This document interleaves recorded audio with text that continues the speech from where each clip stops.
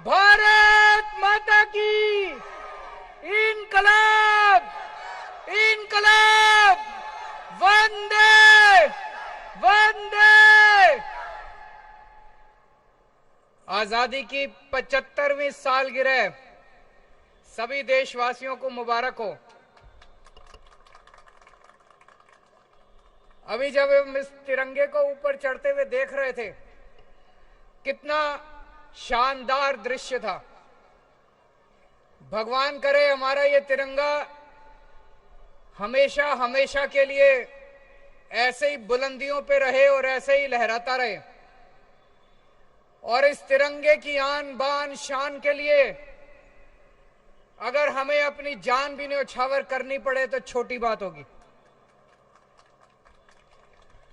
1 साल पहले हम लोगों ने प्रण लिया था कि दिल्ली के अंदर इतने तिरंगे लगाएंगे, इतने तिरंगे लगाएंगे कि अगर कोई दिल्ली वासी अपने घर से बाहर निकलेगा, सब्जी लेने निकलेगा, दूध लेने निकलेगा, दफ्तर के लिए निकलेगा, तो उसको कहीं ना कहीं एक तिरंगा जरूर दिखाई देना चाहिए। और जब तिरंगा दिखाई देता है, अभी क्या शानदार दृश्य नजर आ रहा है चारों तरफ। उधर पुल पे इतने लोग खड़े हैं तिरंगे ही तिरंगे लेके, उधर सामने पुल के नीचे लोग खड़े हैं तिरंगे ही तिरंगे लेके, सामने लोग खड़े हैं। क्या शानदार दृश्य। हमारा मकसद था कि लोग जब अपने घर से बाहर निकले, दिन में कम से कम 3 या 4 बार उनको तिरंगे के दर्शन हो जाएं। जब हम तिरंगा देखते हैं तो अंदर दिल में धक धक होती है, देशभक्ति जागती है, देश के लिए कुछ कर गुजरने की इच्छा जागती है। आदमी कुछ गलत काम कर भी रहा हो तो एक बार हिचक जाता है, यार देश के लिए मेरे को ये नहीं करना चाहिए। इस भावना से हमने शुरू किया और मुझे बड़ी खुशी है कि आज 500 तिरंगे पूरी दिल्ली में लग के तैयार हो चुके हैं। आज ये 500वां तिरंगा ऊपर गया है और पूरी दिल्ली के अंदर कोने कोने में अब जगह जगह तिरंगे लग चुके हैं।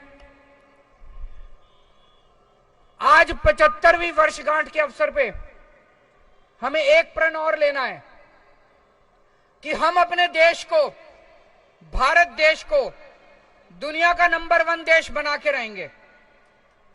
बनाना है कि नहीं बनाना है? हमें अपने भारत देश को दुनिया का नंबर 1 देश बनाना है। 75 साल में कई ऐसे देश हैं जो हमारे बाद आजाद हुए लेकिन हमसे आगे निकल गए। कई ऐसे देश हैं जो द्वितीय विश्व युद्ध में ध्वस्त हो गए, जापान, जर्मनी, खत्म हो गए थे देश, हमसे आगे निकल गए। क्यों भाई? हमारे में क्या कमी है? सब कुछ है। दुनिया के सबसे इंटेलिजेंट लोग भारत में रहते हैं, सबसे इंटेलिजेंट।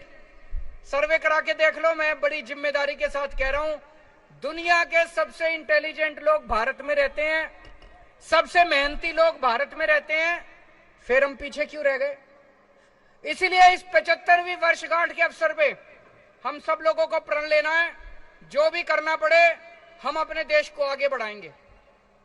कैसे बढ़ेगा देश आगे? हमारे देश के अंदर आज इतने बच्चे हैं, इतने सारे बच्चे हैं, उनको अच्छी शिक्षा नहीं मिलती। क्यों? गरीबों के बच्चे हैं। पूरे देश के अंदर कई ऐसे सरकारी स्कूल हैं जिनका बेड़ा गर्क है।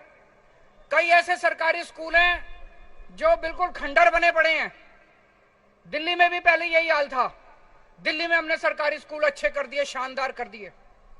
तो दिल्ली में हो सकता है तो पूरे देश में भी हो सकता है।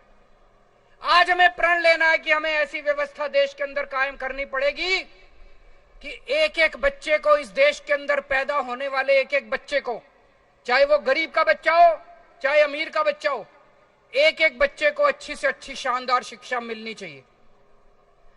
आज 75वीं वर्षगांठ के अवसर पे हमें प्रण लेना है कि हमारे देश के एक एक इंसान को, एक एक भारतवासी को अच्छे से अच्छा इलाज मिलना चाहिए। आज सरकारी अस्पताल में जाते हैं, दिल्ली के तो सरकारी अस्पताल हमने बहुत अच्छे कर दिए, बाकी देश भर में सरकारी डिस्पेंसरी हैं, सरकारी अस्पताल हैं, उनमें इलाज के नाम पे कुछ नहीं मिलता। हमें ऐसी व्यवस्था कायम करनी है कि देश के हर गरीब को या अमीर को अच्छे से अच्छा इलाज मिलना चाहिए। आज इतने लोग बेरोजगार घूम रहे हैं, बेरोजगारी बढ़ती जा रही है। जब तक हम अपने हर युवा की एनर्जी का इस्तेमाल नहीं करेंगे, हर युवा को अच्छा रोजगार नहीं दिला पाएंगे, तब तक देश आगे नहीं बढ़ सकता। आज 75वीं वर्षगांठ के अवसर पे हमें ये सारे प्रण लेने हैं, लेकिन मेरे को दुख होता है, कुछ लोग आजकल कह रहे हैं कि ये गरीबों को जो कुछ फ्री शिक्षा मिल रही है ये बंद होनी चाहिए। मैं सोच रहा था, एक बेचारा रिक्शे वाला, एक बेचारा मजदूर, एक बेचारा ड्राइवर, एक गरीब आदमी, वो बेचारा इतना भी नहीं कमा पाता कि 2 टाइम की रोटी खा ले। अगर हमने सरकारी स्कूल बंद कर दिए देश में, अगर हमने सरकारी स्कूलों में भी फीस लगा दी, कह रहे हैं गरीबों को फ्री भी, मेरे को तो ये समझ नहीं आता ये फ्री भी होती क्या है। अंग्रेजी में बोलते हैं फ्री भी, कहते हैं फ्री की रेवड़ी, कहते हैं ये नहीं मिलनी चाहिए। गरीबों को फ्री शिक्षा नहीं मिलनी चाहिए, या तो सरकारी स्कूल बंद कर दिए जाएं और या फिर सरकारी स्कूलों में फीस लगा दी जाए। फिर गरीब बच्चे कहां जाएंगे अगर सरकारी स्कूलों में फीस लगा दोगे तो? गरीब बच्चे कहां जाएंगे अगर सरकारी स्कूल बंद कर दोगे तो? वैसे ही हमारे देश के अंदर गरीबों के बच्चों को ठीक से शिक्षा नहीं मिलती। अगर सरकारी स्कूल भी बंद कर दिए, हमारे देश में 70 से 80% बच्चे अनपढ़ रह जाएंगे। यह बिल्कुल नहीं होना चाहिए। आज आजादी के 75 साल के अवसर पे हमें कसम खानी है कि हमारे देश के हर बच्चे को अच्छी शिक्षा मिलनी चाहिए, हर बच्चे को अच्छी शिक्षा, चाहे गरीब का हो चाहे अमीर का हो।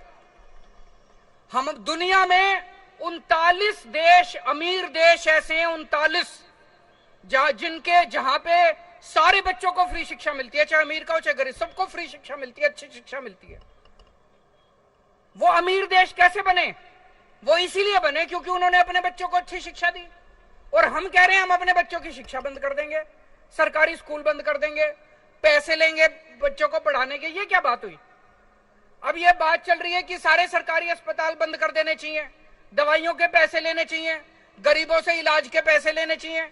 एक बेचारा गरीब आदमी अगर उसके घर में कोई सीरियस बीमारी हो गई, वो तो इलाज ही नहीं करा पाएगा, प्राइवेट अस्पतालों में कहां घूमेगा वो? तो ये नहीं होना चाहिए। हमारे देश में हर भारतवासी को इस देश में अगर पैदा हो, उसके बच्चे को अच्छी शिक्षा का फंडामेंटल राइट होना चाहिए, उसके घर के लोगों को इलाज का फंडामेंटल राइट होना चाहिए, रोजगार का फंडामेंटल राइट होना चाहिए। ये इसको फ्री भी और फ्री की रेवड़ियां नहीं कहना चाहिए। हम सब लोगों को मिलकर आज प्रण लेना पड़ेगा कि 75 साल बीत गए, अब और नहीं बर्दाश्त करेंगे, अब तो भारत को दुनिया का नंबर 1 देश बना के रहेंगे। भारत माता की इनकलाब।